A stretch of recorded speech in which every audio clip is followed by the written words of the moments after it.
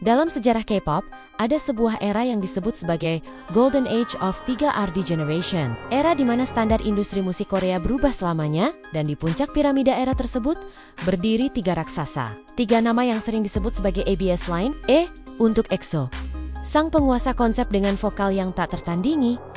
B untuk BTS, ikon global yang meruntuhkan tembok musik internasional. S untuk Seventeen, raja sinkronisasi dan monster performance. Selama lebih dari 1 dekade, ketiga grup ini tidak hanya bersaing di tangga lagu, mereka membentuk narasi masa muda kita. Mereka membawa K-pop dari fenomena Asia menjadi dominasi dunia. Tapi pertanyaannya adalah, bagaimana mereka bisa bertahan selama ini? Apa yang membuat masing-masing dari mereka begitu unik, hingga fandom mereka EXO-L, ARMY, dan Karat begitu loyal? Siapkan lightstick kalian. Hari ini, kita akan menyelami sejarah, persaingan, dan warisan dari BTS, EXO, dan Seventeen. The legendary battle continues. Mari kita mulai dengan grup yang membuka gerbang generasi ketiga dengan ledakan dahsyat EXO. Debut di bawah naungan raksasa SM Entertainment pada tahun 2012, EXO tidak datang untuk bermain-main. Mereka datang dengan sebuah universe. Konsep alien dari exoplanet dengan kekuatan super masing-masing member adalah sesuatu yang terdengar konyol bagi orang awam. Tapi EXO membuatnya menjadi cool, misterius, dan mahal. Tahun 2013 adalah titik baliknya. Lagu Growl dirilis. Dan seketika, seluruh Korea Selatan demam EXO. Lagu ini bukan sekadar hits. Ini adalah national anthem-nya K-pop kala itu. Seragam sekolah, teknik kamera one take, dan melodi yang adiktif membuat EXO menjadi nation speak. Kekuatan utama EXO selalu terletak pada 2 hal, vokal dan visual. Dalam hal teknik vokal, EXO sering dianggap sebagai standar emas boy group. Harmoni antara Chun, Baekhyun, dan Tae adalah tembok yang sulit ditembus grup lain. Ditambah dengan karisma center seperti Kai, mereka menawarkan paket selebriti yang sempurna dingin, tampan, tapi sangat berbakat. Meski dihantam badai keluarnya member di tahun-tahun awal, EXO membuktikan ketangguhan mereka. Album demi album, dari Overdose hingga The War, mereka mencetak rekor penjualan fisik jutaan kopi. Hal yang sangat langka saat itu, yang menghidupkan kembali pasar album fisik Korea. EXO bukan hanya idola, mereka adalah bangsawan K-pop. We are one bukan sekadar slogan. Itu adalah mantra bertahan hidup mereka. Sementara EXO menguasai tahta sebagai pangeran industri. Di sudut lain, kota Seoul, 7 pemuda dari agensi kecil bernama Big Hit Entertainment sedang berjuang hanya untuk sekadar tampil di acara musik.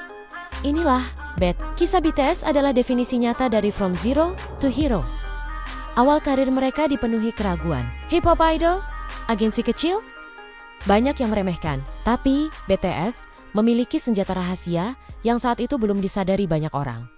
Autentisitas dan media sosial. Mereka menulis lagu tentang tekanan sekolah, kesehatan mental, dan ketakutan akan masa depan. Tema yang sangat relatable bagi generasi muda. Seri album The Most Beautiful Moment in Life, HYYH, bukan hanya mengubah musik mereka, tapi mengubah nasib mereka. Lagu I Need You memberikan kemenangan pertama. Dan sejak itu, bola salju itu tak pernah berhenti bergulir. Perbedaan terbesar BTS adalah narasi underdog yang mereka bagikan secara transparan kepada fans. ARMY tidak hanya merasa sebagai fans, tapi sebagai bagian dari perjuangan itu. Ketika BTS menembus pasar Amerika, memecahkan rekor Billboard, dan tampil di Grammy, itu bukan hanya kemenangan grup, itu kemenangan fandom. Secara musikalitas, BTS adalah bunglon. Dari hip-hop agresif, beralih ke mumbah tone di Blood, Sweat, dan Tears, hingga pop disco di Dynamite. Mereka tidak takut bereksperimen. RM, Suga, dan J-Hope memastikan fondasi artistik mereka kuat. Sementara vokal line memberikan warna pop yang manis. BTS membuktikan bahwa musik tidak memiliki batasan bahasa. Mereka bukan lagi sekadar K-pop. Mereka adalah genre itu sendiri. Lalu, ada Seventeen. Jika EXO adalah bangsawan dan BTS adalah pahlawan revolusi, maka Seventeen adalah rombongan teater paling berbakat di dunia. Debut pada tahun 2015 di bawah Pledis Entertainment. Seventeen menghadapi tantangan besar, 13 member. Banyak yang skeptis. Bagaimana cara membagi part nyanyian atau panggungnya akan terlalu penuh. Tapi Seventeen mengubah kuantitas menjadi kualitas dengan sistem unit hip-hop, vokal, dan performance. Julukan mereka adalah self-producing idols. Woozi sebagai produser jenius di balik layar dan Hoshi sebagai koreografer visioner. Hampir semua diskografi mereka adalah hasil tangan mereka sendiri. Ini memberikan warna musik Seventeen, identitas yang sangat kuat. Frestin di awal karir yang kemudian berevolusi menjadi suara yang lebih gelap dan dewasa. Namun, kartu as Seventeen adalah sinkronisasi. Mereka disebut sebagai K-pop Performance Kings bukan tanpa alasan. Lihatlah, koreografi Don't Wanna Cry atau Kegilaan di Super. 13 orang bergerak seperti satu organisme. Tingkat detail dan teamwork mereka gila. Tidak ada member yang sekadar penari latar. Semua memiliki peran krusial. Selain itu, Seventeen memiliki senjata lain. Variety show Going Seventeen adalah fenomena tersendiri. Menarik bahkan non-fans untuk menonton konten mereka karena saking lucunya. Mereka membangun fandom karet dengan tawa, keringat, dan musik yang menyentuh hati. Pertumbuhan mereka mungkin slow burn dibandingkan ledakan instan. Tapi lihat, mereka sekarang menjual jutaan album dan mengisi stadium di seluruh dunia. Jadi, jika kita bandingkan ketiganya, kita melihat spektrum K-pop yang lengkap. 1. Vokal versus rap versus performance. Jika kamu mencari vokal R&B yang soulful dan teknis, EXO adalah jawabannya. Jika kamu mencari lirik yang mendalam, storytelling, dan rap yang tajam, BTS adalah rajanya. Jika kamu mencari energi panggung yang meledak-ledak dan sinkronisasi tanpa celah, Seventeen adalah juaranya.